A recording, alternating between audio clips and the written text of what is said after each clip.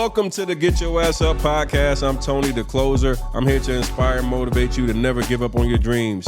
As a former NFL athlete who overcame personal setbacks like going to jail and bankruptcy, I turned my life around to become one of the top salesmen in the world. In this podcast, we'll feature celebrity guests, successful entrepreneurs, and my incredible network to give you real-world advice on how to achieve success in all aspects of life. Whether you're looking to build a successful business, achieve financial freedom, or simply need some motivation to keep pushing forward, we've got you covered. Man, we've had amazing celebrity guests on here like Dame Dash, T.I., my boy Joe Hayden and Edrin James, Andre Berto, and more, sharing their stories and insights on how to reach their full potential. Listen, so are you ready to get your ass up and achieve your dreams? Hit that subscribe button right now so you never miss an episode of the Get Your Ass Up podcast with me, your boy Tony, the closer. Let's dive in. Let's change your life together. Let's go! Andre Berto! They ain't been trying to get me in this damn boxing ring for years. Really trying to hit me. You know what I mean? Niggas look crazy swinging. He seen my face. The motherfucker 100. I got 1,000 punches for your ass now. What's up with 50, man? First off, I got to get you on the show, 50. They call me the 50 Cent of real estate, and I've never boxed before. Like, never in my life have I boxed. I've been in fights. I thought my hands was nice. I'm strong. I'm saying it's a whole different game. Floyd is very good on slowing down the pace. You automatically see that it's completely different when they fight Floyd. The only thing I was really training on was the mental game. Boxing is the absolute hardest sport I've ever done in my life. I saw that, I saw Tank say, stop being a bitch or a pussy or something like that, right? He was a training camp for like 4 or 5 months, and then the week of fight, he just pulled out. What's your thoughts on Tank and that type of comment? I mean, I fuck with Tank, man. You know what I mean? But like I said, you see a guy like Tank, man, he young and hungry. He ain't in that space to really feel that type shit yet. A lot of niggas, they really get to that point. Because like Danny Garcia just fought, and he went through the same shit. Like, he took some time off, went through depression, came back, and he fought. But it was kind of like whatever, because he was out for like a year and a half, 2 years. And he come back, they interviewing him and shit. He's like, man, he started tearing up, crying and shit, talking about, man, I'm happy I came back and won. I was dealing with a whole bunch of depression and mental health, and I had so many people depending on me. Once you get to that point, bro, you reach that high, then you go through like 1 or 2 losses. That shit, fuck with it. You know what I'm saying? Fuck with it, guys. Oh, we on right now? Yeah, we running. Oh, we rolling? Yeah. Oh, we just rolling. We make it very natural, bro. We in this bitch. We in this bitch. Yeah. Get your ass up.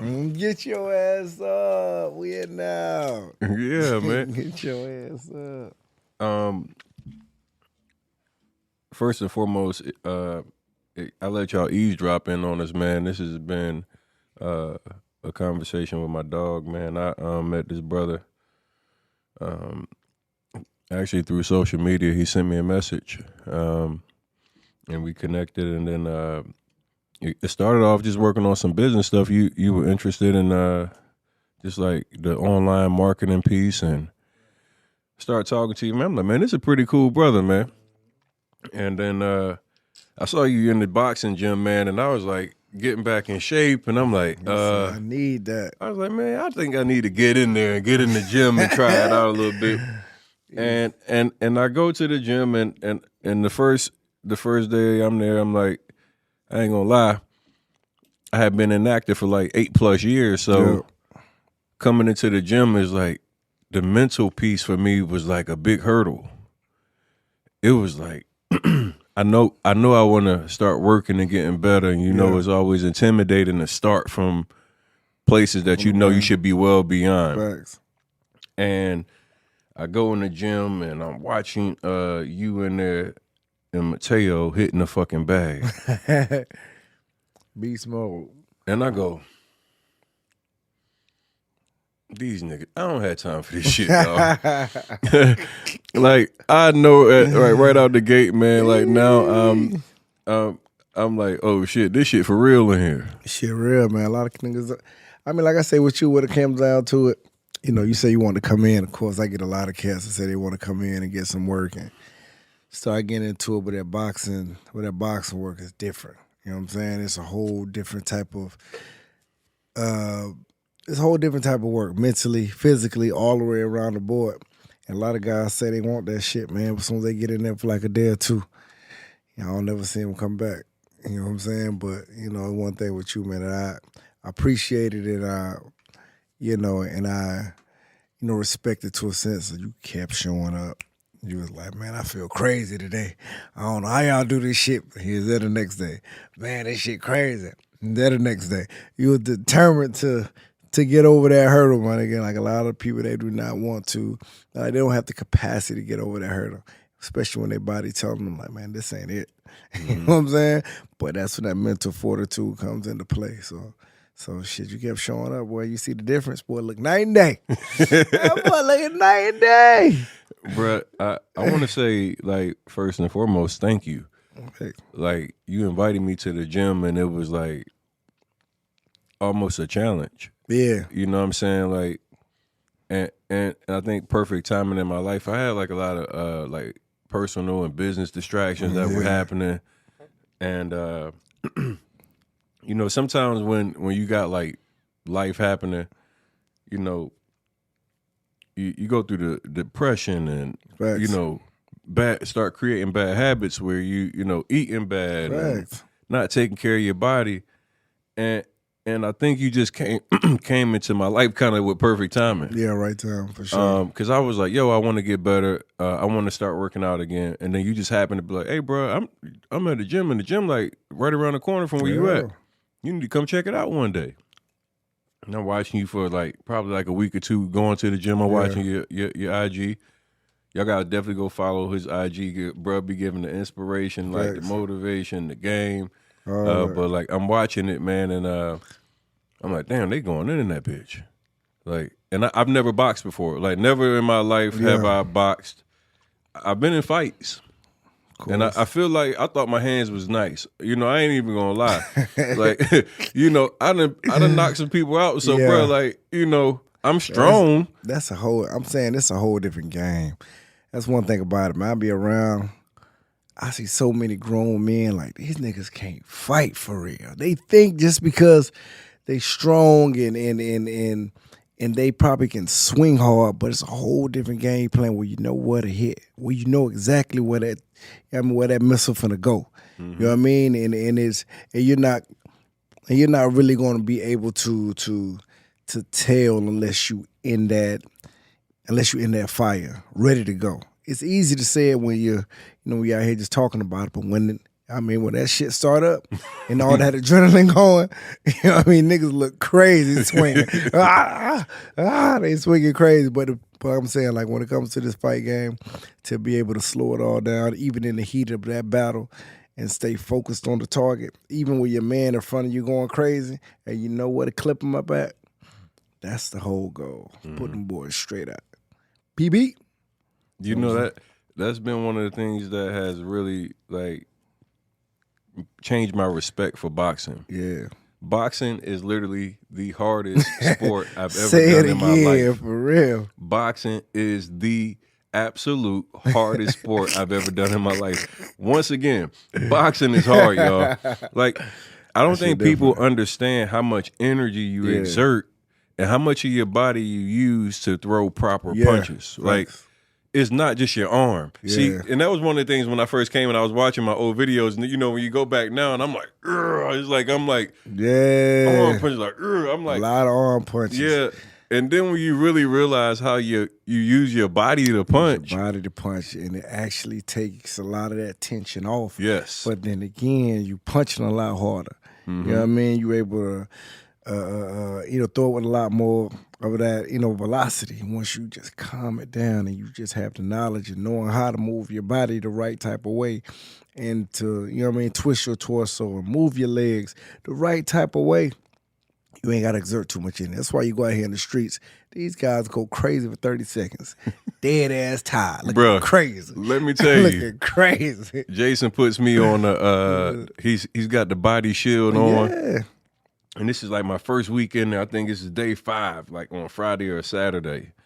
And he comes out with his body shield, and I'm like, yeah, all right. I'm kind of like thinking I'm just gonna be, Yeah. hitting the bag for 3 minutes. Get in there, walk up, jab, boom. He just kept coming forward. I jab again, boom. My body shuttle beats. He just keep coming forward. Then I'm like, all right, he backing me down. Let me try to move around. Yeah. Boom, boom. Yeah. No air. That shit take it out of you. Bruh.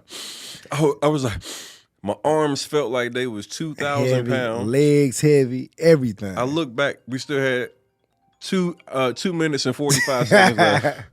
Bro, we still had 2 minutes and 45 seconds. It was less than 15 seconds that had went by, and I was completely gassed. And that's when I realized that this shit was harder than I expected, and my conditioning was nowhere near where it needed to be to be able to defend myself. Right. And I think, as men, we should always feel safe and confident that we can defend ourselves and protect our families and things of that nature. Yeah. And I know just recently, I just saw you just launched a new program. Yeah, I just launched a new program. Like I said, they've been trying to get me to do this thing for years. You know what I mean? Of course, I've been moving around, moving and shaking. But this is something that I think, just like you said, I think it's very important that man, woman, and child to be able to. Of course, this program is going to get you in great shape because we believe that just like the boxing, fitness is just on a whole nother level, especially getting it from an top elite, world champion. But I just think to be able to have that piece to just have in your back pocket always, you walk around with a different type of sense of confidence, knowing that you can protect your lady, knowing that, if your kids know what they doing, just in case somebody jump on daddy, the kids coming with it. Hey. You know what I mean? Like, that's how we was growing up in my house. Everybody knew how to throw down. My dad, he was an MMA guy. Me, I was a boxer. My other brothers, they was jiu-jitsu fighters. My little sisters, they were national jiu-jitsu champions. Everybody around town, just the Central Florida area, period. They knew that, if anything went down, the whole family getting at it. Whole family getting at it. You know what I'm saying? I just think that people need to be able to take that in and understand how important that is, especially when it comes to, everything happening in the world right now, so much crazy shit. Every day. But to be able to stay in your house, just to be in your house and be able to get this program and to be able to get in great shape while learning how to throw your hands properly. I think it's the best thing on the market. I think it's the only thing like this on the market, man. SquareUpFitness.com, man. Y'all holla at it. Yeah, I think you're head on with how the confidence grows once you know how to do this, right? And when I remember when I put up my first post punching on the bag, everybody in the comment section got something to say. They joking and they got their thing. Go ahead. And I told the people, I was like, listen, I'm gonna go to the professionals. Everybody pro. I don't want to negotiate and hear somebody that watched YouTube and never been in the actual the ring give me advice on how to fight properly. Yeah. So I was like, yo, I'm gonna go holler at Andre. Fact. I'm posting the video just thinking I'm looking sharp on IG, gets me grind up. And then I said, you know what? Let me get my ass in boxer and let me go see Andre. Yeah. And I get in there, bro, and then you start showing me. You didn't even charge me at first. You just like, nah, bro, like, come on in here. You just like, yo, come on. Yeah. Get in the ring. You teach me my jab. My shit look. I still got the video. It looked terrible. We're gonna put the cuts in. Bro. We're gonna put the cuts in for you guys to be able to see it. But my shit, like when I go back and look at it, it was awful. Like I was like, golly, man, I didn't realize how bad my jab was, and I'm thinking I'm sharp. And then, like you said, I put in that consistent work, and I'm showing up, and then I'm doing even the work outside the gym at home. Yeah. And before you know it, like everything is coming together, and it's getting like the punches come together. The knowing how to position my body comes better.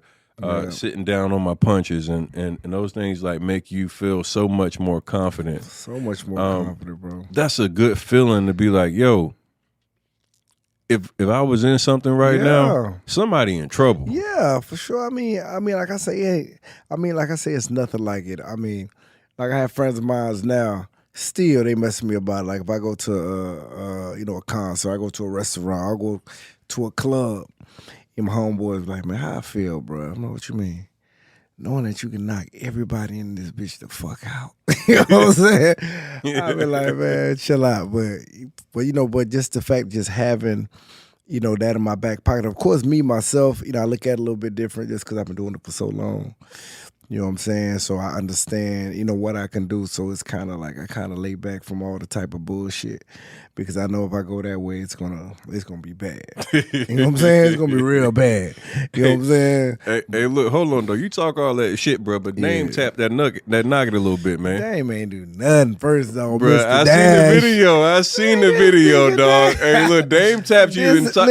Hey, look, he got you like twice, bro. This nigga Dame been trying to get me in the ring for so long. I finally get in the ring with him. Make sure you put that cut in. Make sure you put the whole cut in so we see the whole thing now.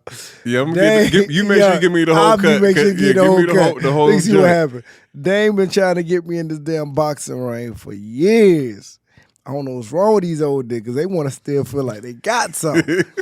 I'm in LA. He pull up on me. I think Cam was there. I think a few other cats was there. And he got he got the whole bag. Like, he got all the gloves. He just went to just buy all his shit the day before. He ready. I'm like, what is this? Come on, Bert. Come on. I'm like, all right, man. Let me just give him a round or something like that. Like, as soon as the bell rung, bro, he came straight at me. Came straight at me. I say he's so serious. Like, this nigga's serious. He really trying to hit me. He going crazy. I'm like, all right, nah, let me just keep shit cool. This man hit me with a right hand. This man hit me with a right hand. I say, yo. He seen my face. That's why he said, he fell down that like he wanted to stop. I'm like, nah, get your ass in here. I got a motherfucking 1,000 punches for your ass now. I just backed his ass to the corner. I had to hit him with a nice little 100 piece. You know what I mean? Slow his old ass down real quick, give him a quick reminder. But yeah, man, that shit was crazy, man. But Dame, like I said, it's my dude. I've known Dame for damn 100 years, bro. It was my first promoter, actually. And when I came from the Olympic Games, I was pretty much like the most highly trotted, kid, coming out of the Olympics because I had, so much of a professional style. You know what I mean? So they knew what I was going to do once I got into, the pros. Like I said, I've known Dame, Dame J, Biggs, everybody from the Rockefeller, team at the time. And,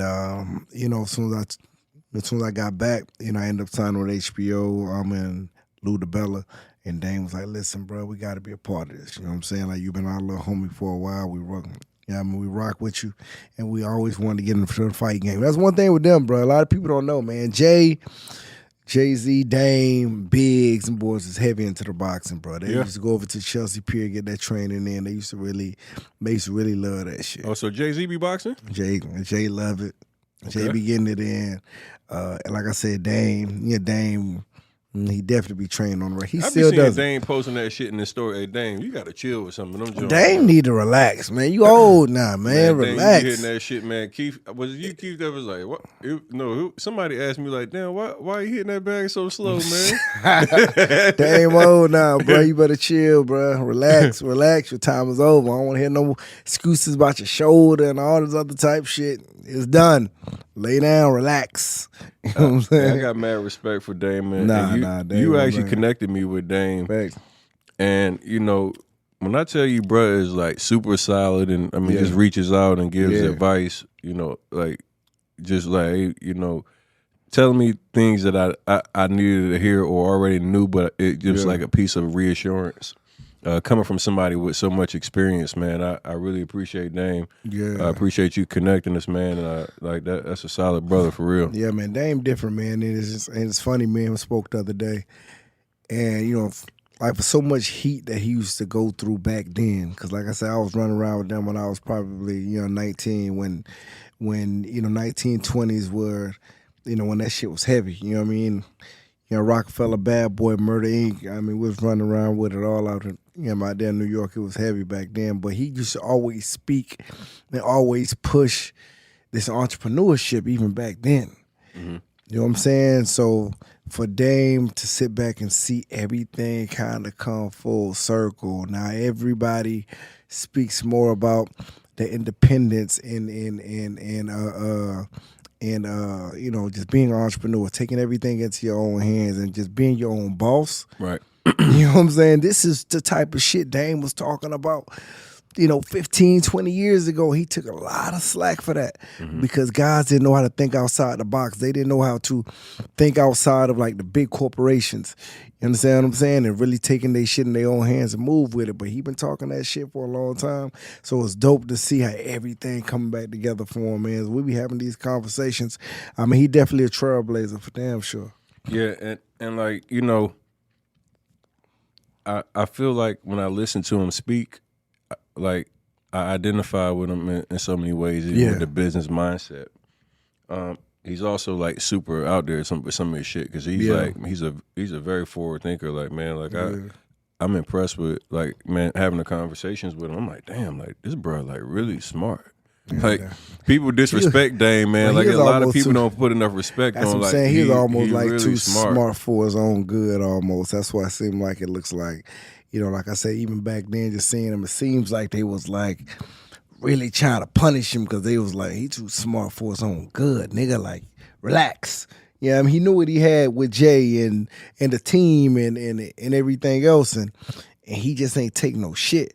And niggas was like, all right, listen, man, we in a good position. Like, just chill. But he just like, man, he was just barking, bro. And he just knew what he wanted. And he just knew what he wanted, man. And he never was quiet about it. He never held his tongue about shit. And I think that's what made a lot of things really, you know, really shaky for him because, you know, as soon as the situation, you know what I mean, happened, you know, with him and Jay, now niggas can really like, all right, try to ice, you know what I mean, Dame out since he ain't have, you know, top dog anymore. So you know, I mean, it is what it is. But shit, he's still there. You know still, hey, look, still making noise, man. Still out here making noise, bro. I think something that I really was impressed by is like,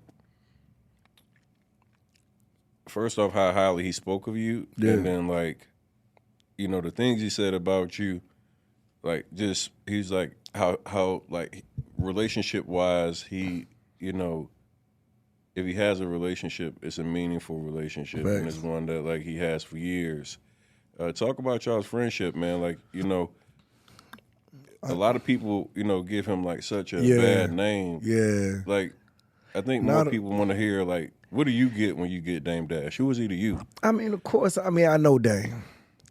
You know, I know Dame. I understand the type of person he is, and the type of you know, the type of mind that he has. Even though it might be a little bit you know, brash for other people to deal with, but if it's the truth, it's the truth. You understand me?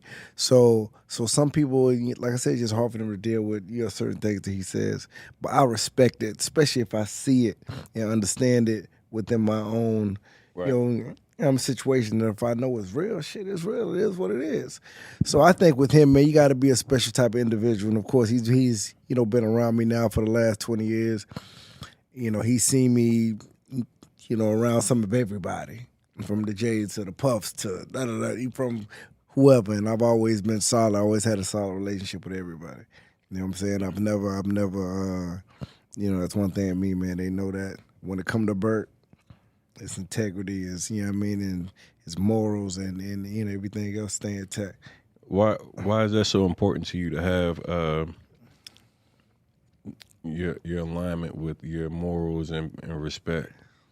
You know, that's just where I was raised, man. My pops was one of my old school guys that really, you know, stood on respect, you know, period. And we ain't got nothing else. You know what I'm saying? Your morals, you know, your integrity, you know, as a man, the way you treat your family as a man, and just the way you carry yourself, man, with your head up high, and you know, the right type of individuals, they're gonna respect it. Mm-hmm. You know what I'm saying? If they respect, you know, what's real. You understand what I'm saying? So I think that's just always been almost like my superpower, man. You know what I mean? I've always been able to move around and you know, accomplish great things. But that's one thing with me. I've always been able to hold strong relationships throughout the 20 some odd years throughout the industry. You know what I mean? With whoever, if it's entertainers, no matter if it's athletes, it don't matter if it's regular folks. You know what I'm saying? I saw you with 50 the other day. Yeah, 5 going on. What's up with 50, man? First off, I gotta get you on the show, 50. I know you're gonna see this, bro. Like, dog, they called me the 50 Cent of real estate. Man, he say he needs you, bro. What's going on, 5? But you got relationships with guys that typically seem to be like misunderstood or looked at in like a light of being aggressive or whatever. But like because you rock with these guys. Yeah, because I come from that. You know what I mean? And they always say like real recognize real. Like I'm a pit bull for real. Like I grew up in that. You know what I mean? So I understand that type of energy. You understand? I got that energy too when it's time. Right. So, they respect that. They see it. They know I don't play any of the industry games. The conversation stay the same. My face stays the same. I ain't been switch it up for nobody. And, same thing with 5, man. Like, I met him years and years ago. But then again, just for us meeting just that one time, he seen, how solid I was just as a person. And we always should stay connected. And everything's always been genuine. It's a little different being a boxer, right? Y'all got like the like everybody is attracted to boxing. Love it, yeah. And it's like the gladiator type shit, man. Y'all come out from the back with the lights off and you got your hoodie on. It's a whole different what's the name, right? Yeah. And so many people from so many walks of life love boxing. Yeah. But what is it really like? Walking into the ring knowing you about to fight the greatest boxer of all time. No, Floyd. First I'm going to speak about your first point on that. You say everybody loves boxing. And I think, when it comes to this fight game, I got a chance to meet some of everybody from whoever, from the billionaires to just regular people. I really believe they love the game so much because just like you said, it goes back to the true essence of man. You know what I'm saying? To be able to go and just compete against another man in front of the whole world. Not too many people can do that. It doesn't matter how much money you have. It doesn't matter how successful you are. But that vibrato of being a true man to be able to do that, that's still something that people want. It's still something that if you're rich or if you do anything else, people low-key envy. Mm-hmm. You know what I mean? Like, to a sense. So I think that we get a lot of love because we're able to do something like that a lot of people can't do. But to go back to before you answer that, hold on. Who was the one person you met that you was like, God dang, yo, that's crazy I just met? Man, I don't know. Shit. Oh, man. Who made you fan out or be like, dang, yo? No, man. Because I got so much of the shit so early. You know what I'm saying? Fucking with them boys out of New York. Jay was always a good one. You know what? Beyonce is dope. She's ill. That would probably be my fan moment. Yeah, that was just because that was just something different, and as a man, I don't really try to fan out over men too much. But as a female, all right, cool, dope. And I just seen her again for my birthday. She came out to see me. I was out in Houston giving out a whole bunch of stuff for the people when they had a hurricane relief probably like 2 years ago. So that was dope to see her again. That's what's up. Yeah. Met the Queen Bee. Yeah, I gotta show you. Yeah, I gotta show you shit, man. That's dope. Yeah. Oh yeah, that's hard. Yeah. Nah. But now. Oh yeah, go ahead. Go ahead, your turn, brother. Now we walking into the arena. Give these people a taste of this. We walking into the arena. I'm about to fight the undefeated greatest boxer of all time. That's what they say. What's going through your mind as you like warming up and about to take them steps into the ring with Floyd? Shit, I gotta make history. I gotta knock this nigga head off. Seriously.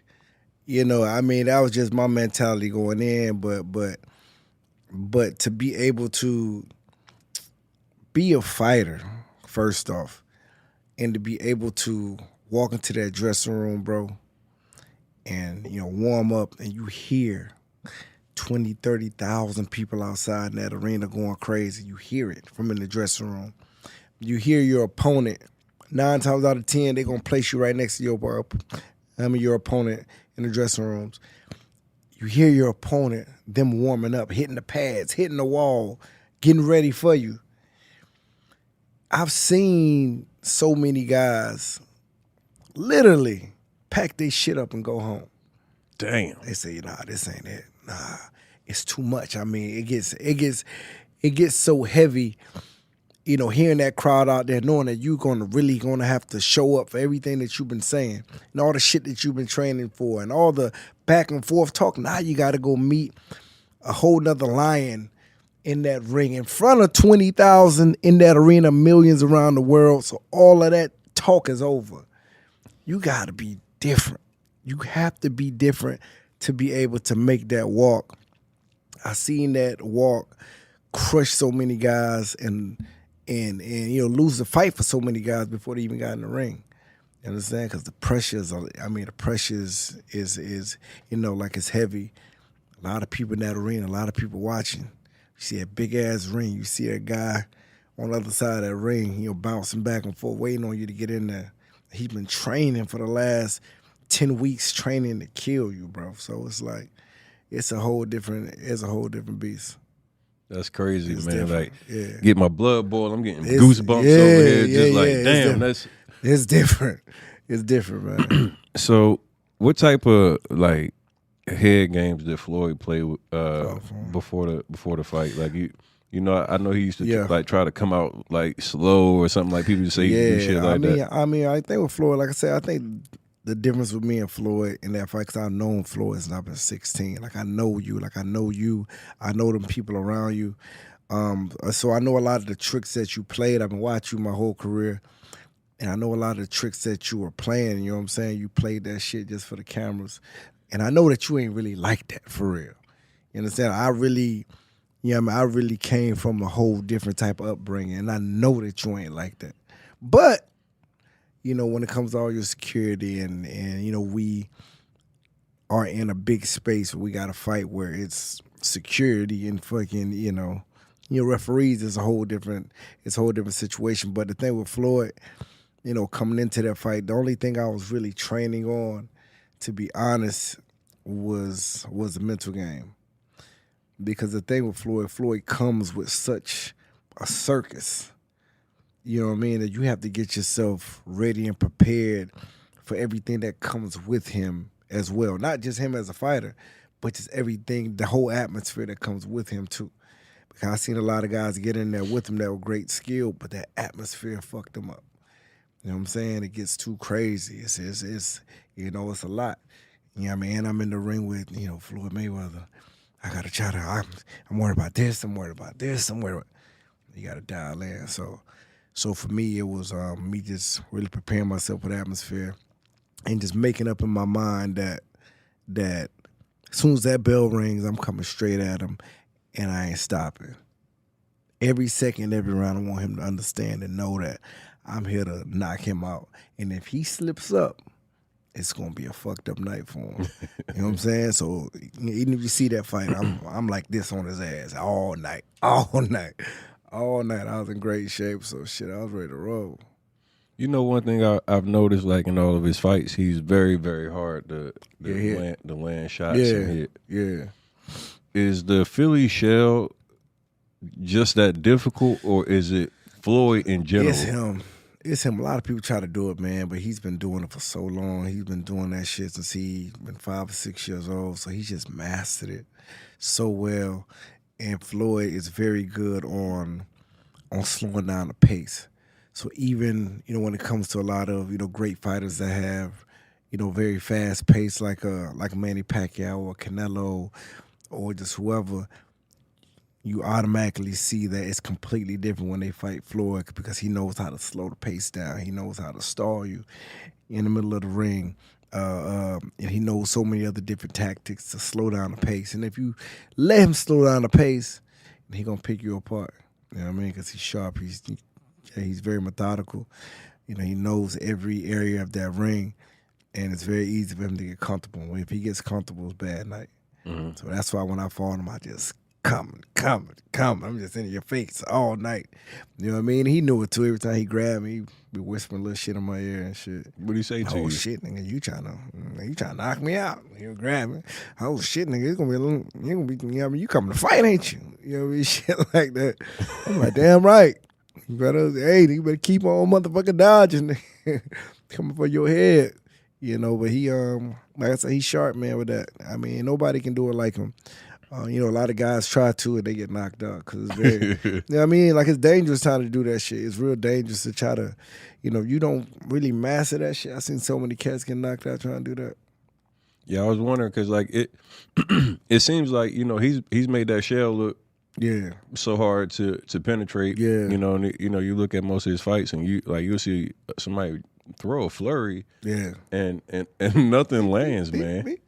And it's kind of like I think I was at both Pacquiao fights. I think it was, and you know I watched you know the crowd go crazy. Yeah. You know you see Manny throw 8-punch combination. Yeah, he ain't hit nothing. The replay and it's like he ain't hit nothing. Damn, none of those landed, bro. Yeah, he ain't hit nothing. As I'm even training now, like, and I'm trying to just get comfortable with, you know, the defense and stuff like that. That makes me even more like impressed by, like, to have somebody that close to you. That's a technical beast. Yeah, and he can't even lay a hand on you. Like I say, he been doing it, bro. He been doing it and mastering that shit since he been like 5 years old. So it's hard for people to get in there. Another guy, I think James Toney was probably one of the first. That was. I mean, I really mastered that shit too. You know what I mean? James Toney was a beast. You know, when it comes to that same type of defense, but I think Floyd just really elevated it and, you know, took it to a whole nother, you know, way. I think James Toney was more. He stood up a little bit. You know what I mean? I think I a little like taller doing it, but Floyd, like, he does it and he bends his waist in as well. So he dips off this way, dips off this way to, you know what I mean, make it a lot more difficult too. So, like I said, that's his thing, man. That's his thing. Like, I hear a lot of boxers that, you know, like even Floyd, I heard at times they had said that he had went broke. And, you know, I just want to know, like, from a boxing perspective and, like, even asking you, like, with your finances, did you get good deals or bad deals? And how did you manage your money throughout your career? You know, I was always nervous. You know what I mean? I come from, you know, both my parents are from Haiti. And, you know, and I understand the way we grew up was you know what I mean? It was crazy. So I understood that I was the only one to really try to change the game for us. You know what I mean? Try to take us out of that. So even once the money came, I was nervous. I was sitting down my CPA, you know, for hours. He was like, man, why you like this? Like, you're young, you're supposed to be out having fun. I'm like, listen, I done seen some shit in my life. I don't want to fuck this up. You know what I mean? So, and I always just want to structure my situation like, you know, because the sport of boxing doesn't have a union at all. So they don't give you a financial advisor. They don't give you an accountant. If you good at fighting, they going to grab you, going to put you in the ring, fight, make your money, give you a check, and you figure the rest out. What was the biggest check you got? The biggest fight check? I mean, of course, the Floyd check. I was up there. How much was that? I was at about 6-7. 6-7? Yeah. 100,000? Come on now. I can't do that. Come on. How much was it? No, millions for sure. 6-7 million. So you got $6-7 million in one shot. And I think that's another thing that hurt a lot of guys too when they so used to getting the instant gratification, bro. That's when shit stops. What you do with that money? What I did with it, man. I had a little bit of fun with it for sure. Man, I love fun with it. What was your craziest spend the craziest spend that I had? You know what I mean? Because I've been getting money for a minute. I mean, it's the craziest spend. I had a lot of crazy spins, but I think one time, I missed my birthday for probably for like 4 or 5 years straight because I was in a training camp for some reason every year, probably 4 or 5 years straight.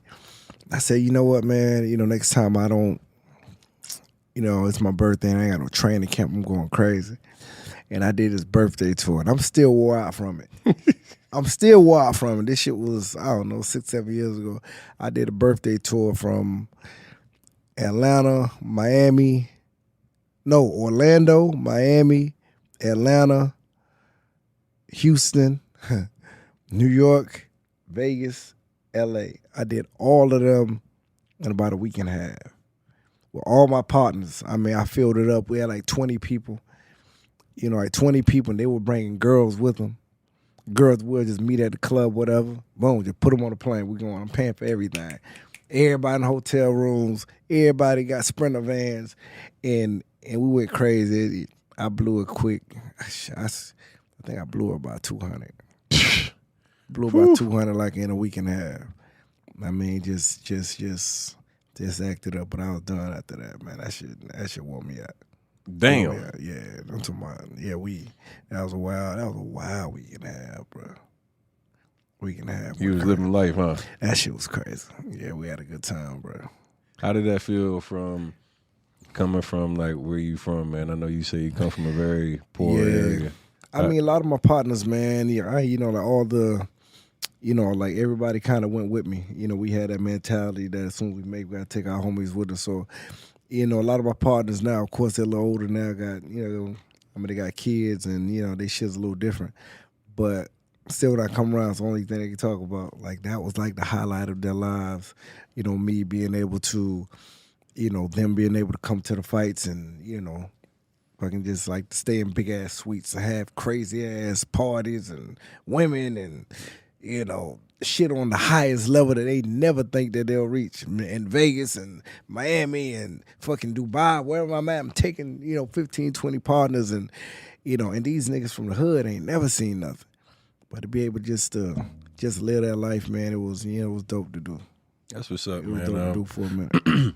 I love seeing people be able to hit levels of success where, you get to enjoy life and have the freedom that you want, because that's what this is all about, is like truly having freedom. Thanks. The ability and the option to do something. And the money is a big deal, but I think like having the money to give you the freedom is like the biggest piece. That's the biggest piece. Thanks.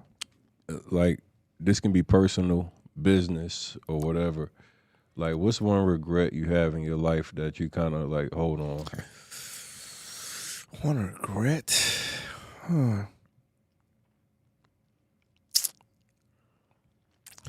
don't know, man. I can't really say I have too many regrets, man. I think I made some bad decisions, but certain regrets, I can't say they're regrets because better situations came out of those situations once they happened. You understand? I mean, so I don't think I regret anything, but lessons for sure. I made some decisions that I probably had to think twice about. You know what I'm saying? But everything worked out, and how it was supposed to work out, and I came out of them, like a lot better person too. You know what I'm saying? So. And what about in boxing? Is there anything that you feel like you left on the table boxing? Man, I mean, it's a lot of shit to happen. It's a lot of shit to happen. Boxing wise, that I still get a lot of comments about. Back in, I don't know what year it was, when Haiti had the earthquake, I was supposed to fight Shane Mosley. That was supposed to be my big coming out party. Like a week before that fight, I had to pull out because of the earthquake in Haiti. I lost, like 15, 20 family members in that. And it was a big show, man. Big show was supposed to happen. A big showcase in Vegas, me and Shane Mosley. But I had to pull out because of, like I said, that's when, those integrities and morals come into play. That, that's a lot bigger than that dollar amount, and I had to go down there and handle business. Mm-hmm. But I had a lot of people, they still wish that would have happened, back then. Me not not preparing like I was supposed to, and really taking it for granted when I fought, Victor Ortiz the first time, and I had my first loss. And that, what I mean, that shook me off. What does it feel like you to lose? Like, because I see some of you guys, well, a lot of boxers, right? It's like before they take that first loss, man, like it's like one fighter, and then once they lose, it's just something about it that y'all be different, man. It's a whole different game plan, man. So that's it. It's this game is such a mental game. Before I took my first loss, I was the hottest young kid in boxing at the time. Like, how Gervonta Davis is getting that hype right now. That was kind of how my energy was at the time. They were just talking about me fighting Floyd back then. And actually, they threw Victor Ortiz in front of me before the Floyd fight was supposed to happen. I was upset, young, cocky, arrogant. I don't know who fucking Victor Ortiz is. I don't want to fight him. Down stupid. He's being scared. He throwing this guy in front of me. I don't train for it. I'm in Atlanta. I'm having a good time. I come down like probably 3 weeks before the fight. Do my little training or whatever. Just to make weight. I show up. I don't think it's going to be nothing. I show up. It was in Connecticut. I show up at the fight. That's the first time that I actually went into a fight nervous the first time because I knew I wasn't really prepared. And that was one of my powers because I knew that I can just get in shape like a dog and I couldn't get tired. You know what I mean? And that wasn't the case. I remember walking out to the ring and something told me to look off to the right. I see Floyd. I see 50. I see all of them come. They flew all the way to Connecticut for this fight. Sitting front row, Al Heyman, all the guys from HBO. I'm like, oh, shit. And I see Victor Ortiz on the other side of the ring. Looked like a completely different person of what I seen, like last year when he lost. He fucking bouncing up inside the ring, looking like he was a mad dog just ready to get it. I'm like, fuck. I'm like, damn, it's going to be a tough night. And shit, it played out how it played out. I mean, shit, it was an amazing fight. Of course, it was a classic. It was a fight of the year. It was a fight that a lot of people, say that's still their favorite fight now to this day. But I took my first L. So why the fuck didn't you prepare, man? Man, just I really got in cocky mode then, man. That's what I don't get with boxers, man. Like y'all be having it, dog, and then it just. You got all this shit going on. This is the only thing that you got to do. The only thing you got to do. But it's like especially, somebody that was in my space, I was in the mix of so much of entertainment and celebrity that I felt like I had to compete with that too. So if I fought in a fight, you wouldn't see me in the fucking gym after that. Next couple months, I'm at every party. I'm having a good time with all the homies, all the females. I'm having a blast until you call me, hey, man, we got to fight in 7 weeks. All right, cool. Because I was just so confident in my skills, too. And I knew that, okay, nigga, I can get in shape like in 3-4 weeks. And I know I'm strong as hell. I know that once I get in shape, nobody can touch. Like, it was so much of cocky confidence. You really just started kind of, just like taking your gift for granted. You know what I mean? And shit, that shit cost me. It cost me bad. Because the same people that you wanted, their love and their acceptance, you want all of them to know who you are because you want to be a superstar so bad. Mm-hmm. As soon as you take that L, you want to hide from all of it. You want to hide from all of it. I wanted just to have a fucking hoodie over my head. I remember walking through the airport, a hoodie over my head, my family around me. I don't want nobody to see. I felt like everybody seen this fight because it was so big because I took that loss. I went back home, and if I locked myself in the house, it was on ESPN. It was on Sports Center. It was in the newspaper at the house. You know what I mean? It was to a point that, I hopped on a plane like a few days after, took my brother and my 2 cousins with me. I flew to Bali. I've never been there, never known anything about it, but I wanted to go somewhere that I knew that nobody knew me. I knew that if I walked around, nobody know who I was, I can get a little bit of peace because it was so crazy. You know what I'm saying? And you know, like I say, man, like the mental peace, I just wanted just to hide from the world at the time. Would you say like you went through like a depression or what was it? I went through a time that you know, definitely depression. And it was weird for me because I don't think I ever said this either, but I've never been in a position to feel like I wanted the noise to slow down and cut off so bad to a point that even in my mind at the time, like thinking that, man, if something happened to me, or if I just jumped in the car and fucking, you know what I mean, drove somewhere and just got in an accident or drove off a fucking bridge or something, it'll just stop the noise. Like shit like that. That was my first time really even going to that place and understanding how people can reach that place just to fucking stop everything. You understand what I'm saying? Mm-hmm. So that was my first time even really thinking like that and getting to that place, just really just wanting all the noise to just shut off, all the pain to stop, all of the talking, all of the criticism, everything that I was pulling for to get that validation. Wanted that shit to just cut the fuck off at the time.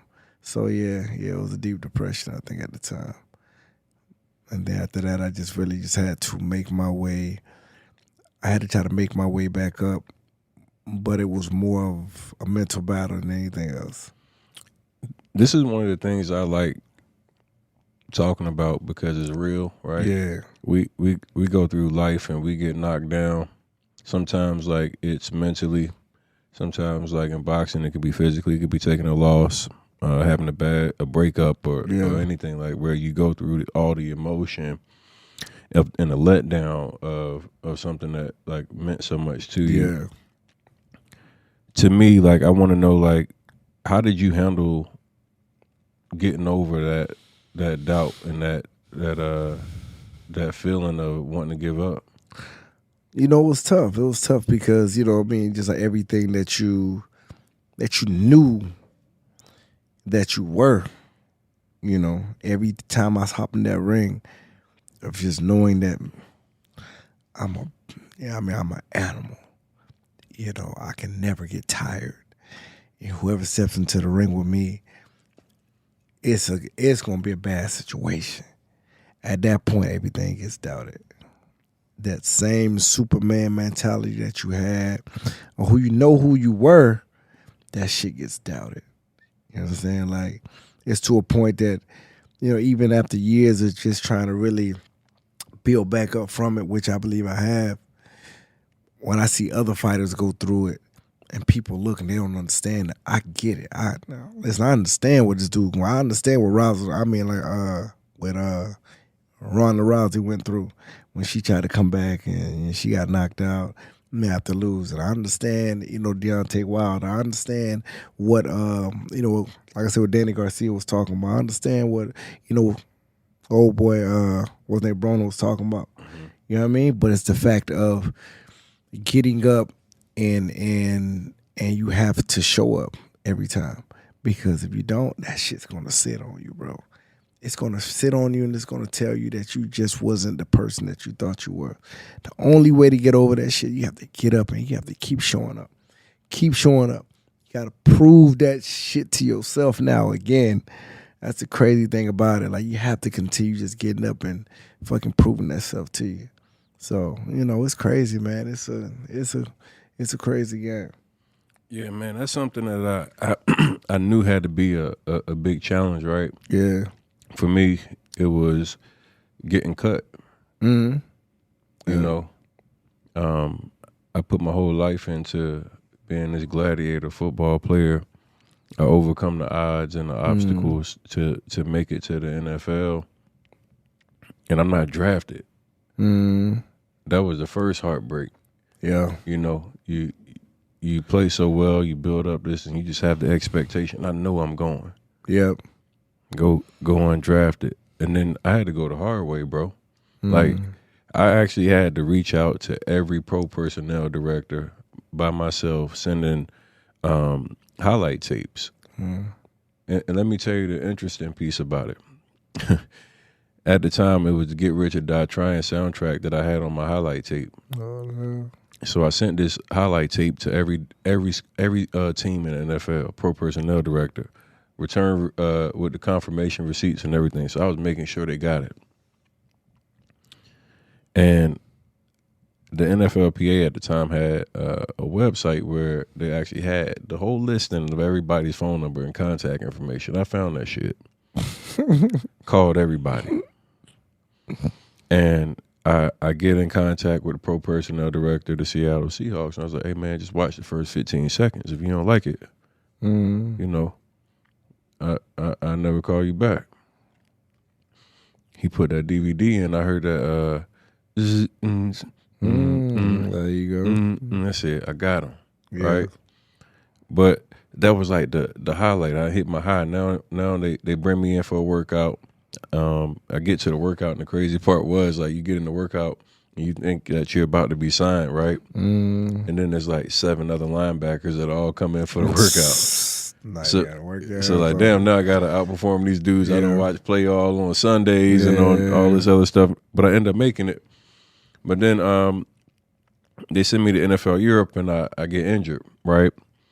And you know, they end up telling me they were releasing me because I got injured. And I remember, like, the feeling of, like, what you just explained. Yeah. Like, damn.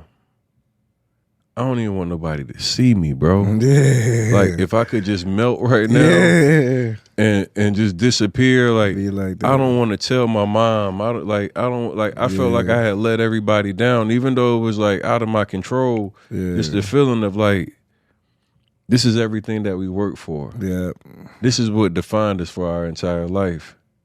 Like, to have that mindset of a gladiator, to be like, I'm unstoppable. Yeah. Nobody can stop me. And then for the very first time to be now doubting everything that you've ever known.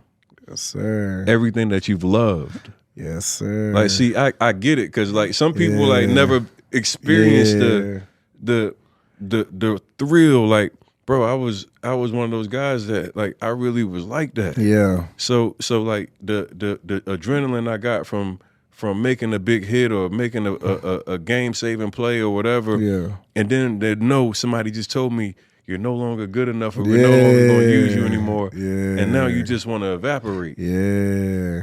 It make you go through every emotion, bro. And I remember I had dreads at the time, and I've never really talked about this part. I cut my hair. I didn't want to be anything like where you was. who I was. Yeah. And my dreads had defined me for so long. It was like, to get that pressure that I felt like I had on me, man, like, of wanting to chase the game. And, like, I've had so many of my old teammates and my friends that, you know, they never made it, but they always became like workout warriors, and they were always trying to work out and go to the next camp and the next camp and the next camp and chasing the dream. And that feeling of, like, just, I don't even want to fight this shit no more. Yeah.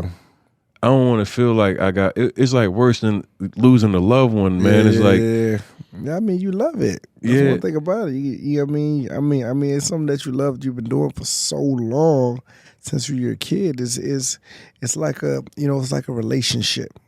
It's like a relationship, and you love a girl that's so much, but when she says it's over, sometimes it's hard for you to accept that shit. mm-hmm. You know what I'm saying? It's hard for you to accept that shit sometimes. You know what I mean? So that's why I think it's great that people, especially athletes, that we accept the game for what it is and what it was, and understand that we got stages in life.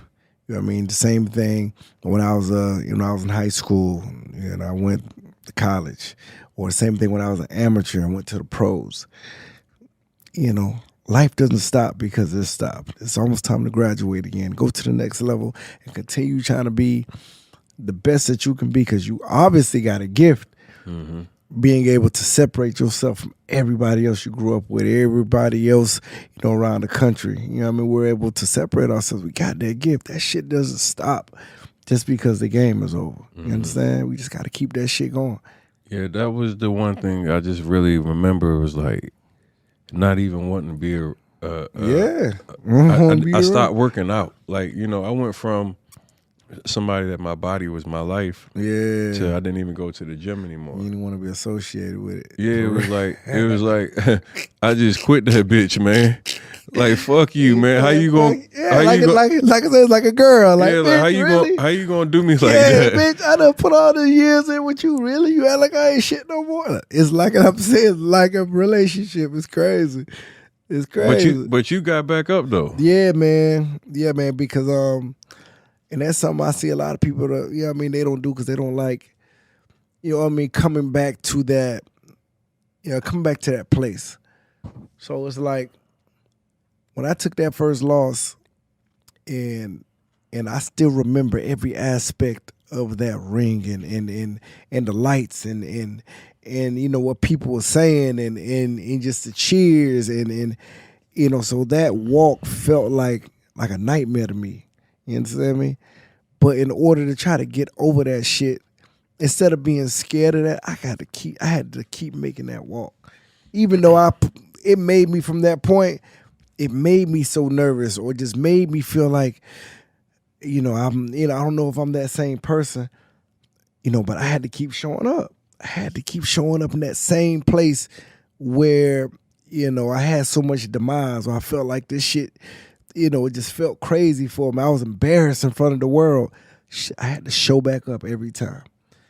And, even my next couple fights after that, shit was a little rocky because I was just trying to capture, who I was again. You know what I mean? But the only way to figure that out, the only way the devil's going to move out the way, the only way mentally you're going to reprogram yourself to say that, man, you that motherfucking dude, because I'm going to keep showing up. I'm going to keep showing up. You're going to have to keep on seeing me. I'm going to keep swinging like a motherfucker. If I get knocked out, I get knocked out, but you're going to see me again. And that's that mentality that I had to get back into and just dig myself out of, and to a point that it just got me back mentally just stronger, even stronger than I was before, because I know what I've been through. I know I went through the bullshit. I know I hit a wall, but I came back and it was tough, but I kept showing up on their ass. Now, you know what I mean? Now everybody knows. You know what I mean? Everybody knows, and I know, most importantly, that you got to have a motherfucking semi-truck to run me over, because I'm going to keep on showing up and I'm going to swing like a motherfucker every trip. You know what I'm saying? So that's the way you got to get through life, bro, because life going to knock you down. Life going to, you know what I'm saying? Life going to serve you a lot of different ways. But the only way that shit is going to get out the way and make way for you is if you keep showing up. Keep showing up. Keep showing up, ready to go again. Ready to scrap again. So how was your preparation going into the next fight with Ortiz? Sure, night and day. Night and day. When I fought Ortiz again, bro, because that situation sat on me and loomed over my career, loomed over me for like 5 years before we fought again. That was a situation that people continue to bring up. That was a situation that after that fight, it fucked up a lot of shit, for me, just career-wise, getting through a lot of the mental hurdles of trying to get to where I needed to be. That fight with Floyd went to this person, went to that person. Went to Ortiz after he beat me, went to Guerrero, went to, a lot of other people. Do you feel like that cost you money? I mean, of course everybody want to get the bag quick, but I still end up getting the bag. Mm-hmm. You know what I mean? So regardless, of course I think it probably could have been a lot bigger of a fight, back then if it happened. Because I was undefeated, I was that young hot star. You know what I mean? Probably would have been more money on the table, maybe. I don't know. But like I said, everything come in time, and then and just regardless, shit, I was still getting paid, still getting my bag in between. So I don't know. It probably came right in time. If I would have got that bag that early, I probably would have fucked it up. I would have fucked all of it off. You know what I'm saying? So what's the the life after boxing like for you now? Are you done? Man, that's the crazy thing about it. People ask me that all the time, bro. I haven't officially retired. I still get calls and I talk to, my manager on a regular day basis. Still get calls from Showtime, talking about, maybe getting back in there for, one or two more. I don't know. We're working on something big too. I'll tell you about later. But I don't know. I think I'm just really just in a space, right now that now I'm a fan at just making every level of life, dope.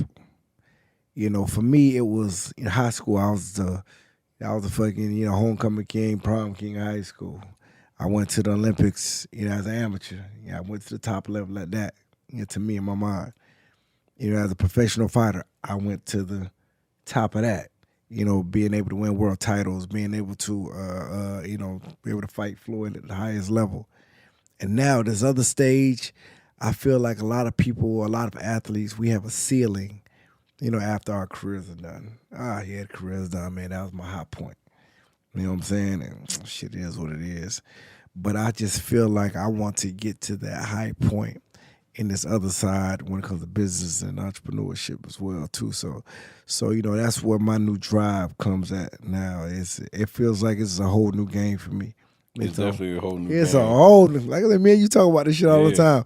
Me just really trying to me just trying to get my feet wet.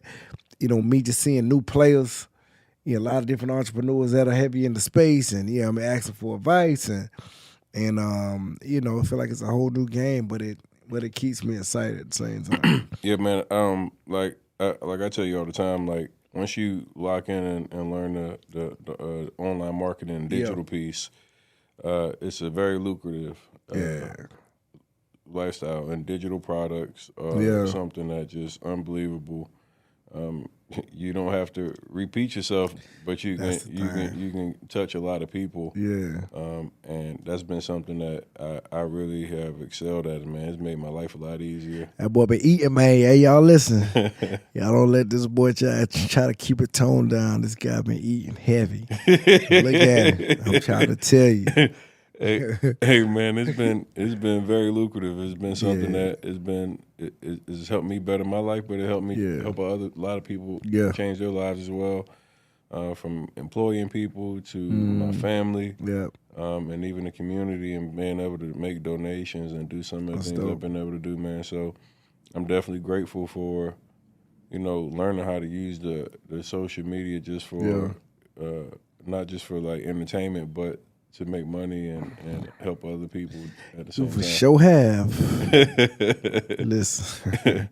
You ran up a couple M's, we did a little something, some M&M's. Nah, you been doing this thing, man. I've been sitting back watching for a nice little bit. I'm like, all right, he been doing this thing for a minute. I see a lot of guys, man, that I talk to. A lot of the big guys in the space too, you know what I'm saying? They definitely always bring your name up, when it comes to a lot of shit, just even them, getting into the space, you kind of, kind of set the stage for a lot of that too. So it's cool. It's dope to see it. And I just been, I've been learning and trying to just continue to make, life after, for me, it was life after football, and then life after, working as a corporate employee to being a boss and my own entrepreneur, man. And I think that's been one of the greatest blessings, is being able to be my own boss and the life that it allows you to live, and the choices that you have because you've been able to get that financial freedom and stability, man. And then like even like relationships that you build, like when you make more money, you can have better relationships. Of course. And you get in rooms with people that are making money, and being around people that got money just facilitates more money in your life. Right. And bro, you know, like you put me in a room with Dame, and you know, I'm much appreciative of that. Like that's a big deal for me, man. Like, you know, I think doing it without any expectation, doing it just out of love, man. I think that's why I think your relationships that you have, we talked about it earlier, last so long, man, because you're just a genuine good guy. I'm telling y'all right now, if you haven't already done it, click the link at the bottom of this video. Go to squaredupfitness.com. Yeah, I appreciate that. And get yourself together, man. He's got the whole from nutritional program to getting in training. Get training and getting yourself right. This is what it's all about. Being able to have the confidence, and I'm gonna show you guys some before and after of just what I was like. So y'all can, you can see, Facts.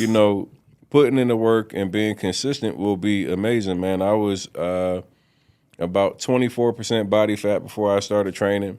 I'm down to like 11% body fat right now. I'm looking like I'm about to go back in the league, man. I got people walking up to me talking about, bro, you trying to make a comeback? Yeah. I got people looking at me in boxer asking me if I'm a pro boxer. I'm like, yo, what the fuck? Like, I was like, it kind of like, Greg Hardy walks up to me. He's like, damn, bro, you a pro? There you go. Like, this motherfucker been doing MMA and all that shit, and he looking at me thinking I'm telling you, bro. Like I say, shit coming together, bro. That shit was night and day. Action man. Shit was night and day. Night and day. I'm like, yo, okay. It took you a couple weeks, but I seen that shit coming together, flowing. I was like, man, listen, only thing you need is that consistency, bro. That's it. Night and day when you walked in the gym, man, Bert, man, these niggas trying, man. I need to.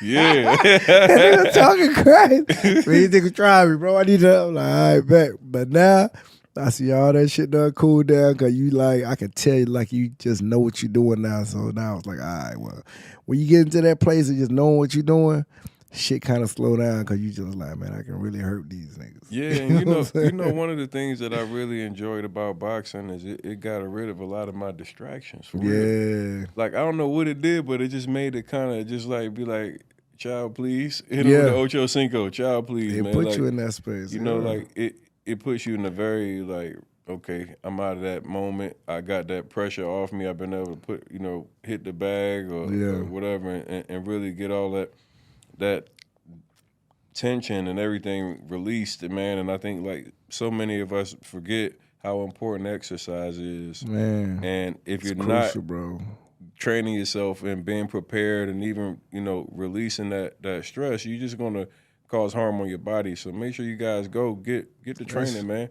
Go learn crucial. from a pro. I keep telling you guys, I don't want to hear nothing from nobody that ain't had no smoke. This man was in there ducking Floyd, man. Floyd tapped your ass too, boy. He was. I went and watched a couple of your highlights before we started because you were cold, like you fucked some niggas up. But if Floyd got you, he was hitting you with them counter joints. Be crazy. He tapped though. That's the thing. He tapped, nigga. Like I'm trying to knock niggas out. He be touching. He gonna run off. He's a technician, bro. Like that man, like has to be one of the most frustrating people to fight because how do you get? Like, you can't put hands on him. I was training.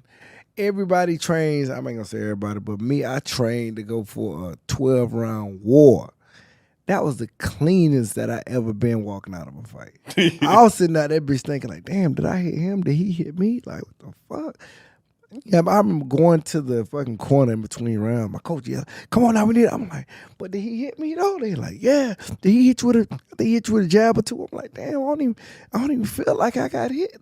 But literally didn't even feel like I really got hit. It was crazy. But like I say, man, he. Did you feel like you won the fight or what? Like in your mind when y'all like keeping it a buck, you watched the fight. Did you feel like you won? Me knowing how the fight game goes. You walking in, like when you walk in there with Floyd, you already at such a disadvantage from the judges. I mean, he gonna pick the judge. He got his judges. He got his referees. He got all of his, and they let you know, like, listen, you got an opportunity to make history tonight, but this what it's gonna be. You know what I'm saying? So it's like just the way you going there with such a, he going there with such an upside, man. It's almost like if you don't knock him out, you know what I'm saying? It's a wrap. And like I say, he's an entertainer in there, so he can make shit look stupid. He can make shit, smiling, laughing, doing all that. Even though he ain't punching you, but he can just make it. I don't know. Like I said, I'm talking about it and it's frustrating just talking about it. But I'm telling you this. If he keep doing what he doing now, if we get a chance to get in that again, I'm knocking him out. Uh-oh. I'm telling you that right now. Oh, so you saying that you still got some smoke that what? you got? Come on. If he's still running around these exhibitions, and you already see how I'm coming in the gym, that's one thing. Everybody already see I'm in that thing every day. I still look like, you know what I'm saying, that young Bert right now. If he keep doing what he doing at 45, and listen, we done crossed paths a few times. We done talked about it. If he try to do that, he getting knocked out. Like, he's getting knocked out. At this point, he a little too, you know what I mean? He a little slow at his step. And I always told him back then, if you slip, I'm knocking you out. If he tries to do this shit again with me, I'm clipping him. For sure. For sure. Hey, I'm Floyd. clipping him. Hey, I'm Floyd, clipping him. we got to get a response. We clipping him. Because it was a frustrating fight, but to be honest, that was probably one of the most easiest fights I've ever had in my career, to be honest. And I ain't told nobody that. Easier, like I say, in the sense of like feeling like I just went for like a workout in the gym type shit. Don't feel like I was like in a battle. Don't feel like, man, this dude almost killed me. Don't feel like damn, this dude the greatest of all time. Even though, of course, he got accolades, but when I was in there, like for me to have that real respect, I gotta feel like, man, I was in there with a shark, my nigga. Like, he was way out of my league. Like, he almost killed me. That's that shit that Mike Tyson. That's that shit that Sugar Ray Leonard's and the Muhammad Ali's had. If you wasn't supposed to be in there with him, they showed you wasn't supposed to be in there with him. A lot of people said that Floyd lost his punch power when he had like some issues with his hand or something like that. Anyway, I mean, he always had issues with his hands throughout his career, but he's always had that since young Floyd. He always had issues with his hands. He always used to get the cortisone shots in his hands to fight because he had real brittle hands. But no, he always had issues with his hands. That ain't no difference. But yeah. I mean, like I said, if that situation come back around, that legacy gonna get fucked up bad. You know what I'm saying? Legacy gonna get fucked up bad. Give me your top 5 all-time boxers in order. Top 5? Wow. No weight class, just no weight class. Yeah. Of course, Joe Louis, Sugar Ray Robinson, Muhammad Ali for sure.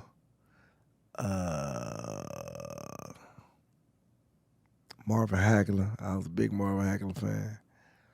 And of course, Mike Tyson. I think like for me now, my signature punch, my uppercut has always been, my signature punch, which everybody knows.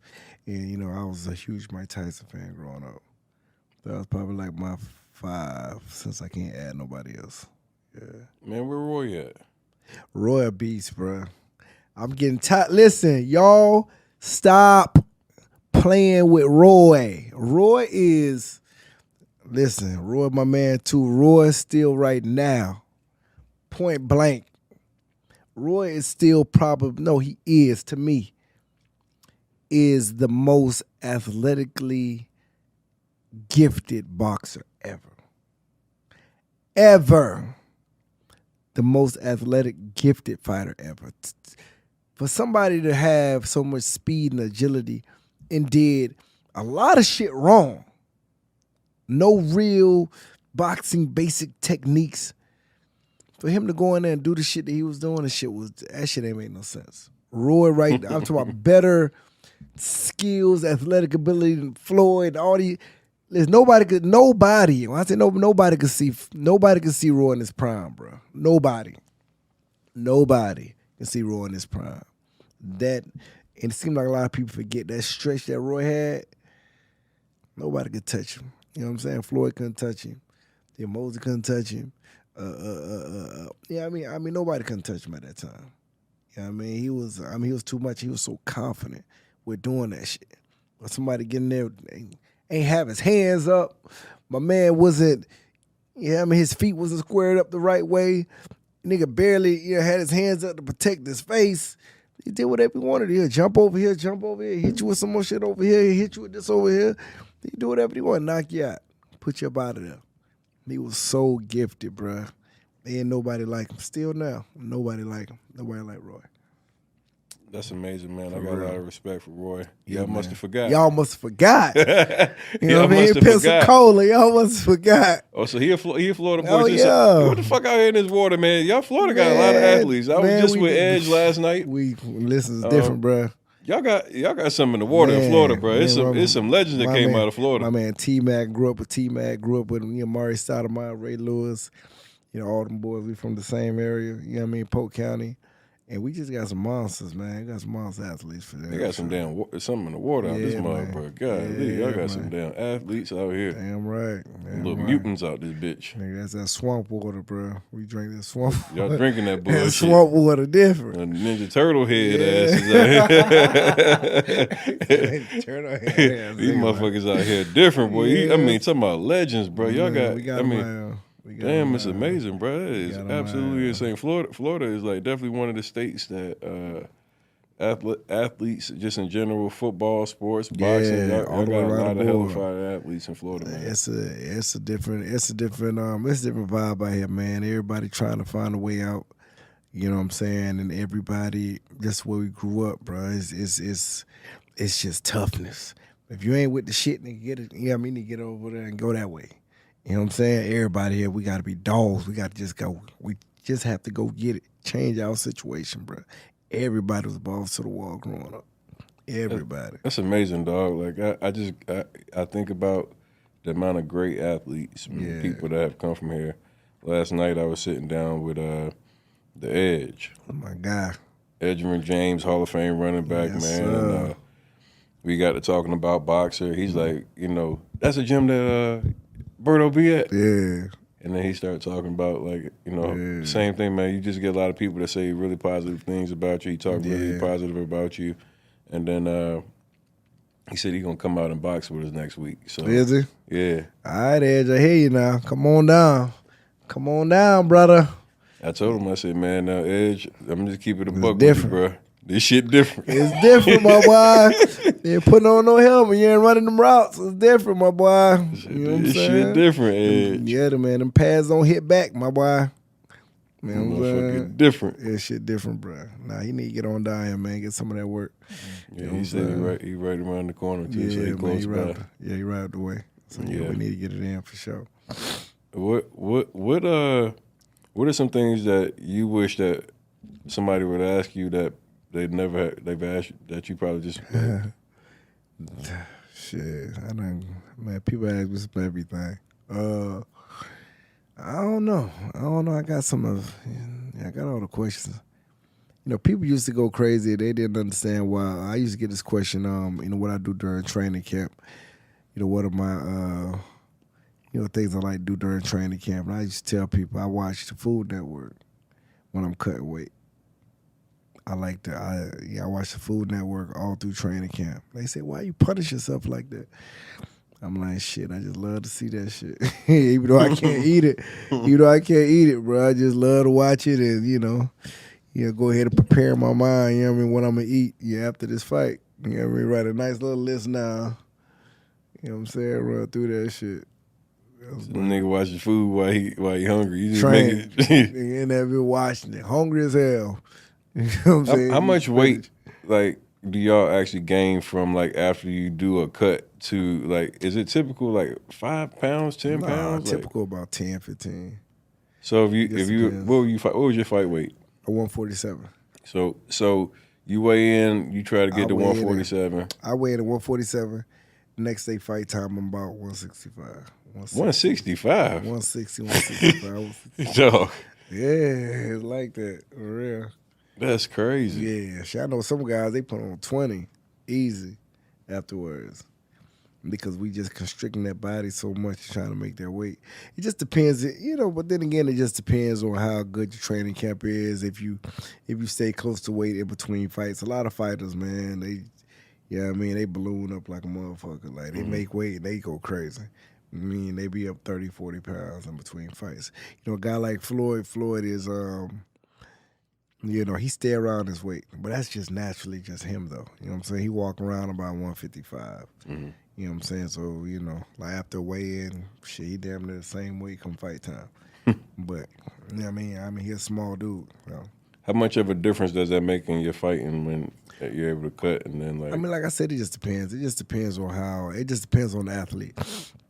If you come in too far overweight, it's a bad habit for guys that really spend all of training camp losing weight instead of working on technique. Mm-hmm. You know what I'm saying? So they're in training camp literally just to make weight, sparring, training with fucking trash bags on, all this other shit, really just to make weight. And that can definitely hurt you. It can hurt you. Instead of going into camp a decent, 10 pounds out, 12 pounds out, man, you're going to naturally cut it because you're working out 2-3 times a day. But you're working on technique. You're actually working on strategy, when it's time to fight. Right. So, so it just depends on the guy. Who's your favorite, boxer right now, that you like to watch? Right now? I like a lot of young boys right now. Tank. Tank killing it. Javante Davis. I like Shakur Stevenson. I got a chance to get some work with Shakur for my last fight, actually. Sharp, man. He reminds me of like a young Floyd to a sense. You know what I mean? Or like a young Andre Ward, because he's still young, but he's very, very seasoned. When it comes to when it comes to distance, when it comes to boxing technique. You know what I mean? He's still growing, so he's gonna sit. He's gonna fill out into like that real man power soon. But I can see him really just going just for years because you can't touch him, bro. He's sharp. I think Devin Haney is doing his thing right now. Teofimo Lopez. A lot of young guys in that same weight class of 130, 140s right now. You know what I mean? I really like seeing right now. They hot. What you think about Jerron Ennis, Boots? Oh yeah, I forgot about Boots. Boots a problem. Boots a problem. I've been telling folks for a while. And that's the thing about Boots, man. I've seen Boots for the last few years before he really got on like a bigger platform. I was calling folks like, listen, got this boy out of Philly, like, y'all better watch out. Like he over, he ain't over here with us. So we ain't got nothing to worry about. I'm like, all right. I see him pop up again. I'm like, listen, y'all, you got this boy out of Philly, man, little Boots. This nigga gonna be a problem. Like I can see it. You know what I mean? I know boxing, like I can see it. This boy got a big frame on him. He long arms, crazy, you know what I mean? Fight technique. And he's a dog. He can fight. Like he really loves to bite down and punch. You know what I mean? And he got technique with it. And he a damn gym rat. That's what make it the worst. You know what I mean? Like Gilly and Wallow, they'll hit me. They'll have me on FaceTime talking about Boots. I'm like, bruh, like, this dude don't do nothing. He'll go fight. Next day he at the gym. He don't got nothing to do but train. And that's a problem for a lot of cats. You know what I'm saying? Like he not in that space of, want to go party, want to go to the club, want to put the chains on. It just don't even look like that's him. And Gilly be telling me the same shit. Like, bro, the nigga just live in the gym. Him and his daddy, his brother, they live in the gym. That's it. Well, that's a problem. Who would he be a good matchup for? Man, I mean, like I said, I can see him. Like he reminds me of like a young Errol Spence when Errol Spence was coming up. You know what I'm saying? When you can see that Errol Spence was going to be next up, but all of the big boys on top of it was kind of like avoiding them for a minute because of course, just knowing boxing, if you're at that certain level of being a world champion, you can talk your shit like, all right, the young boy need to prove himself before I give him a chance. But to be honest, that's kind of like, all right, yeah, I don't want none of that shit right now. Plus, I've earned my position here as being a world champion. That little nigga got to wait. His time coming, but not for me right now. You know what I'm saying? Because I can see. So, what do you think about boxers and ducking? Because people gave Floyd a lot of smoke about being selective with like timing the fights and shit like that. Yeah, of course. I mean, I think Floyd kind of. Floyd kind of started a lot of that shit, but Floyd was very savvy at it. He really turned this game into a business. You know what I'm saying? A lot of guys, they fought just to fight. Or if their promoters just said fight, a manager just said just fight. Just if the fight was good, they'll fight. But Floyd really turned this game into a strategic business for fighters. Like, I don't care if they saying I should fight this dude. What the money look like? You know what I'm saying? I don't care if they say I should fight him, but you know what I mean? What that money look like? So I don't think it was that that common, you know, so much back in the day. Of course, everybody wanted to get paid, but Floyd really wanted to get paid. He really showed, he really got a chance to show his worth. You know, him and, of course, just having Al Heyman next to him, really got a chance to show his worth, you know what I mean, doing that shit. And nigga made a shitload of money doing that. So a lot of these young guys, man, you know, but at the same time, a lot of these young guys, you know, they want to be Money Mayweather now. You know what I mean? They don't want to be Pretty Boy Floyd. Like, Pretty Boy Floyd, that's the first, you know what I mean, 20, 30 fights. He was Pretty Boy Floyd before he was Money Mayweather. That Pretty Boy Floyd put in some work. He had some fights. Right. That boy scrapped. I ain't gonna lie to you. He fought some fights. He proved himself. When he fought, you know what I mean? He got an opportunity with you know, Oscar De La Hoya. And he really started making his real money. That's when he made his real breakout situation. Then he changed it up, and he was money made at the time. So a lot of these young guys, they still need to prove themselves. You know what I'm saying? But, you know what I mean? They doing a great job right now, man. Shit has changed. You know, social media's out now. Niggas is getting hot. So who once again, who would you think he would give problems to? Who? Boots. I think he give problems to all of them. I ain't gonna lie to you. What you think him and Tank would look like? Nah, Are they in the too same weight small. class? Too small? Nah, he's too small, yeah. I think Boots is... Who's in what's his weight class? He's lighter? Welterweight. So, Earl Spence, Terrence Crawford, shit, he can fight the Charlo twins. I mean, he can fight, you know, Danny Garcia. He can fight all them guys. And I see he's an issue for all of those guys. That nigga's a problem for all of them. What you think he'd do with Danny Garcia? Yeah, I think Boots go through her. Yeah, Boots go through Danny right now. And he's too young, too hungry. You know what I'm saying? Young and too hungry right now. And he got skill. You know what I mean? Like him and, yeah, I love to see him and Spence when it's time, though. I mean, I say when it's time because Boots is man, he like a little, I mean, he too dangerous at the same time. I see, you know what I mean? That's why I say when it's time. Because like I say, Spence, you know, he earned this position, get your money, do whatever you want to do. I mean, everybody needs to stay away from Boots for a little bit. You know what I'm saying? Like, that's the way they need to stay away from a little bit. I mean, so it's hard for you to say, man, who you... So you saying Earl run? Not saying that he running, but no, he don't run, but listen. Stay away from that boy. Man, stay in your lane. You done earned your spot. Done made you world champion. You know how we do, Earl. Hey, Earl, you know what we do when we get to that point. Just keep on getting the fights that you want to fight and get your money.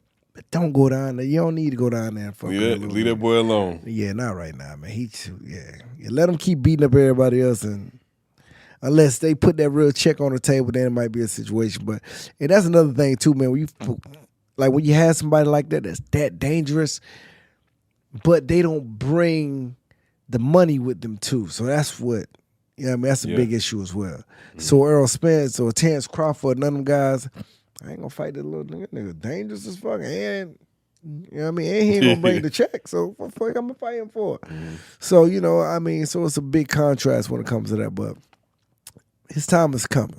You know what I'm saying? Tell him to keep knocking everybody out. You know, sooner or later his time gonna come. Sooner or later, one of them big boys gonna have to, you know, the promoters, managers, they gonna end up forcing them into fighting.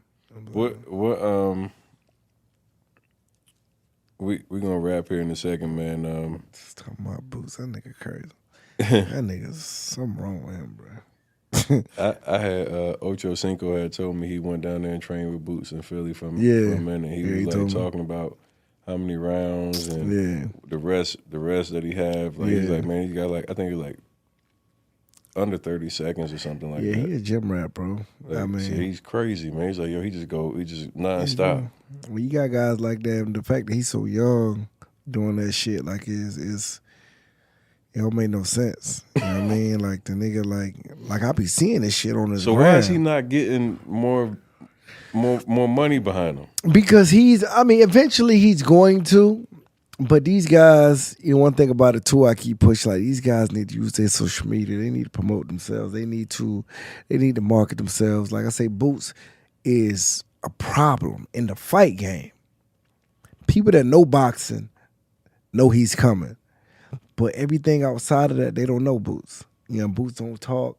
Boots don't show no type of personality. He just a gym rat and he go to fight and beat ass. You know what I'm saying? But right now, Floyd, of course, he's a great fighter, but he was a great marketer.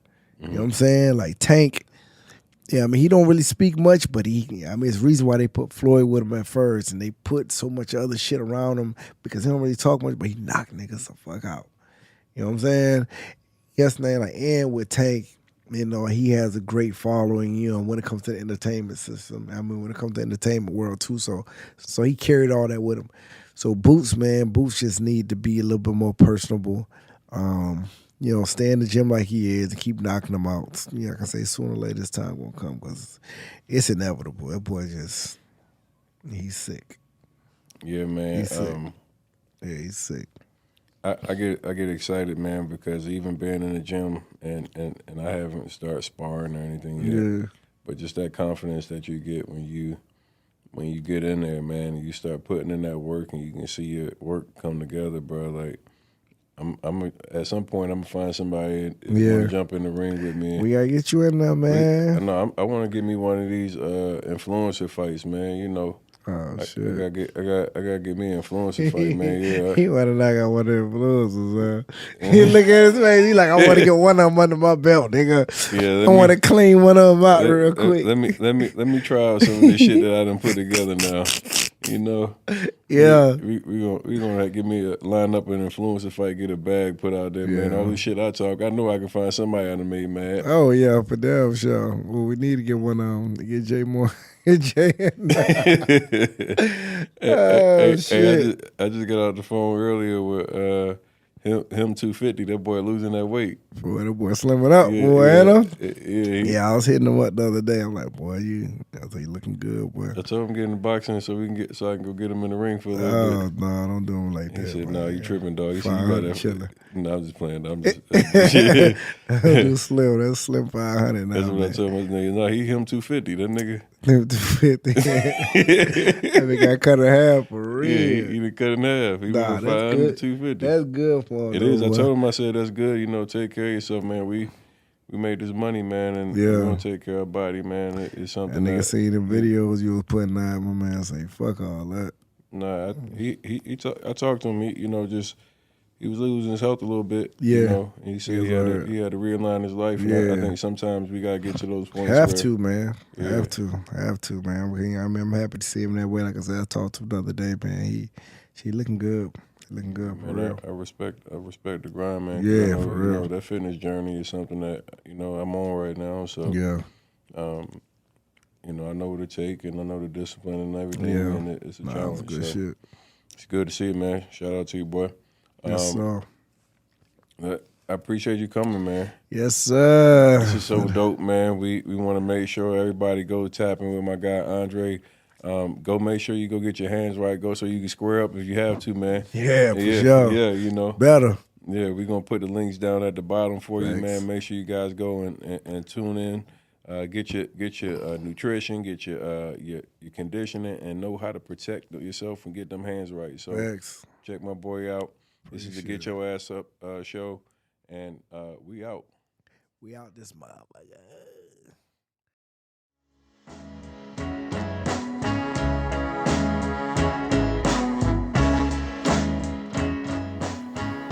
That's a wrap for today's episode of the Get Your Ass Up podcast. Thank you so much for joining me in this journey of learning, growth, and self-improvement.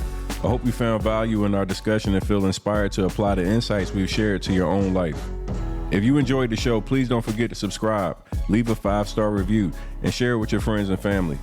We're committed to providing you valuable content to our listeners, and your support continues to help the growth, and I want to over-deliver on that promise. I'm your host, Tony the Closer, and I want to remind you to never stop striving for greatness. Keep pushing yourself. Never give up. And remember that we're all in this together. Stay tuned for more empowering episodes continuing our way to success. Until next time, keep moving forward, and remember, get your ass up and make that shit happen.